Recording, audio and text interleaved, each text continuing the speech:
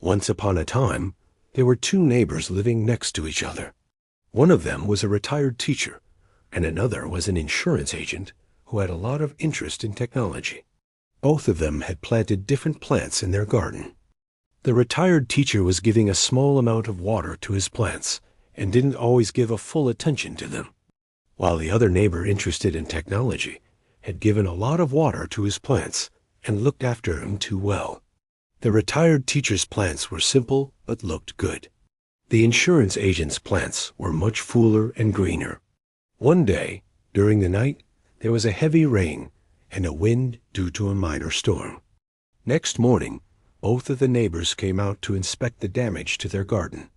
The neighbor who was an insurance agent saw that his plants came off from the roots and were totally destroyed.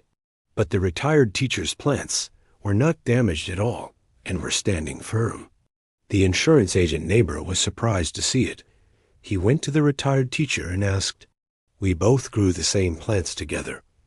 I actually looked after my plants better than you did for yours, and even gave them more water. Still, my plants came off from the roots while yours didn't. How is that possible?" The retired teacher smiled and said, "You gave your plants more attention and water, but because of that, they didn't need to work themselves for it. You made it easy for them, while I gave them just an adequate amount of water and let their roots search for more. And because of that, their roots went deeper, and that made their position stronger. That is why my plants survived." Moral: this story is about parenting, where children are like plants.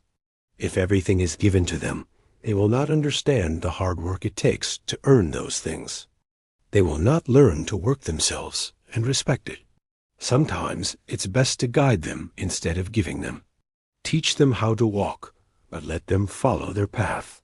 The wind may test the branches, and the seasons may strip the leaves, but a tree's true survival is written in the dark, silent depths of the earth.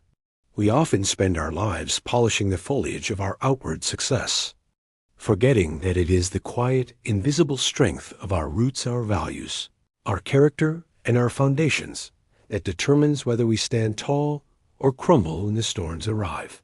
In the end, greatness is not measured by how high you reach, but by how deep you are anchored.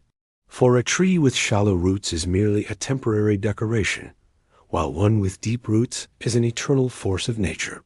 Subscribe to Fun Time with Samay for fun, facts, and educational videos every week.